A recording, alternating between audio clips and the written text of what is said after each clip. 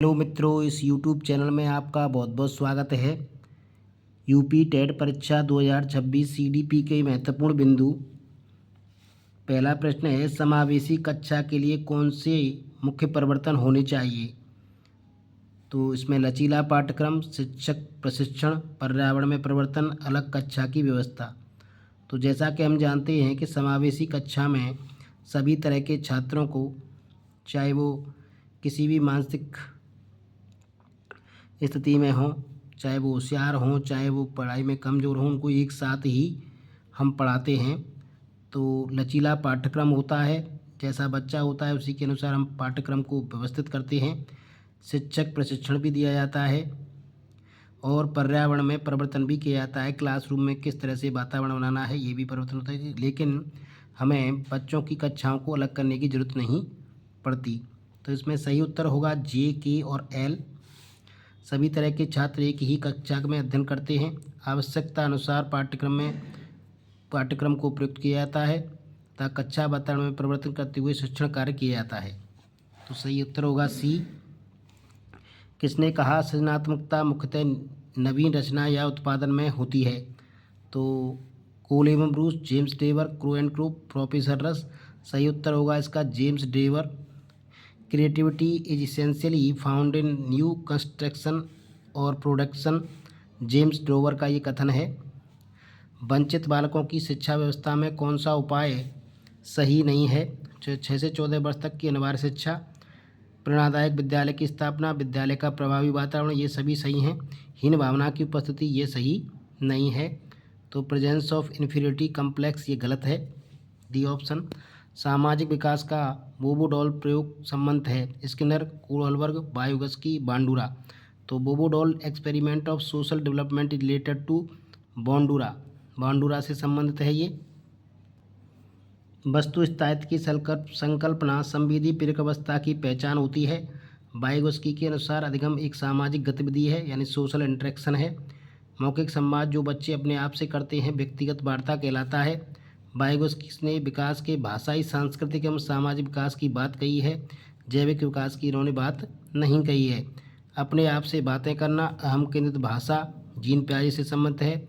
निज भाषा अपनी क्रियाओं को नियमित करने को, यह लैब वायुगस्की से संबंधित है। जेडपीडी का जो कंसेप्ट है वो भी लैब वायुगस्की ने दिया था। महारत उन्मुखी, मास्टरी ओरिएंटेड शिक्षार्थी आमतौर पर सफलता का श्रेय योग्यता और कोशिश को देते हैं और असफलता का श्रेय अपर्याप्त कोशिश को देते हैं।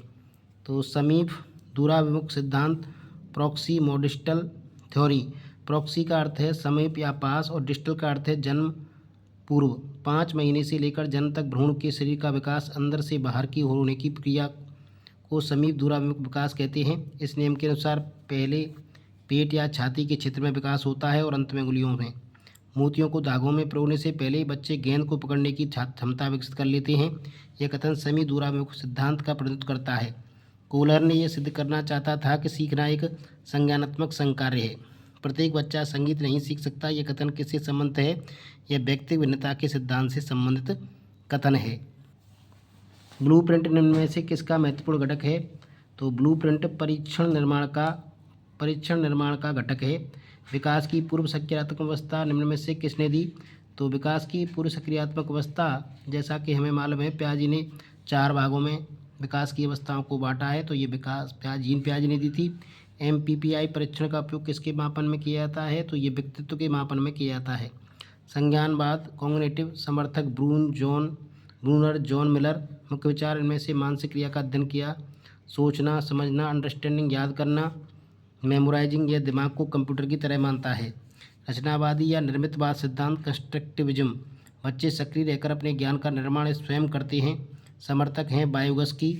सामाजिक रचनावादी प्याजे, NOAP natural academy of psychology 1989 में मनोवैज्ञानिकों का एक प्रमुख राष्ट्रीय संगठन है जो भुवनेश्वर में है। इसके फर्स्ट चीफ अजीत मोहती थे।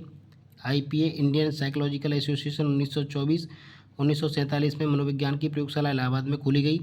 NIMHANS NIMHANS national institute of mental health and neuroscience 1976 में बेंगलुरु में स्थापित किया गया था।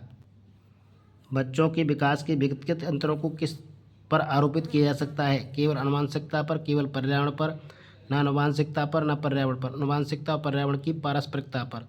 तो बच्चों के विकास के जो व्यक्तिगत अंतरों को है वो आनुवंशिकता और पर्यावरण की पारस्परिकता पर किया जाता है। किसी भी बालक का विकास उसकी आनुवंशिकता उसके मिले पर्यावरण पर निर्भर करता है। वैज्ञानिक अन्वेषण के चरणों का सही क्रम क्या है? तो वैज्ञानिक अन्वेषण की चरण हैं समस्या की पहचान, फिर परिकल्पना करना, उसके बाद परीक्षण करना और अंत में निष्कर्ष निकालना। संज्ञान क्या है? तो मानसिक क्रियाएं जैसे सोचना, समझना, याद रखना, ये संज्ञान है। Mental operation like thinking, understanding and remembering are called cognition. प्रतिभाशाली बच्चे उपलब्धि प्राप्तांक उच्च होता है, चिंतन की योग्यता होती है, कठिन विषयों को अध्ययन में रुचि होती है। अच्छे समायोजन की विशेषताएं अनुकूलनशीलता, सामाजिक जागरूकता, स्वनियंत्रण क्षमता। जीवन का स्वर्णकाल किशोरावस्था होता है। सृजनात्मकता से संबंधित चिंतन अपसारी चिंतन या डाइवर्जेंटिंग थिंकिंग कहलाता है। मानसिक आयु की अवधारणा विनीत साइमन ने दी थी। किस बीमारी में एक छोटा बच्चा बूढ़ा दिखने लगता है? ये प्रोजेरिया है। पुनर्वर्ण का सिद्धांत किसने दिया था? क्लार्क हल ने दिया था। अधिगम अभ्यास के कारण, परिपक्वता के कारण, अनुभव के कारण व्यवहार में होने वाला स्थायी परिवर्तन हो जाता है। पावलोव के अनुबंधन सिद्धांत में उद्दीपक क्या है? इसमें है उद्दीपक घंटी था इसमें। क्लासिकल अनुबंध का अन्य नाम क्या है? एस प्रकार का अनुबंधन। शिशु सबसे पहले क्या सीखता है? मातृभाषा। आंधी और तूफान की अवस्था क्या है? किशोरावस्था। अनुकूलन आत्मसातीकरण प्लस समंजन प्लस साम्य धारणा। नैतिक विकास से कौन संबंधित है? पियाजे और कोहलबर्ग नैतिक विकास से संबंधित हैं। जेड की संकल्पना किसके द्वारा दी गई थी? तो ये वायुगस्की के द्वारा दी गई थी। ये थे कुछ महत्वपूर्ण बिंदु एवं प्रश्न जो आगामी यूपी टेट और सी टेट परीक्षा के लिए उपयोगी हो सकते हैं। वीडियो पसंद है तो लाइक ज़रूर करें, चैनल को शेयर एवं सब्सक्राइब भी कर लें। वीडियो देखने के लिए बहुत बहुत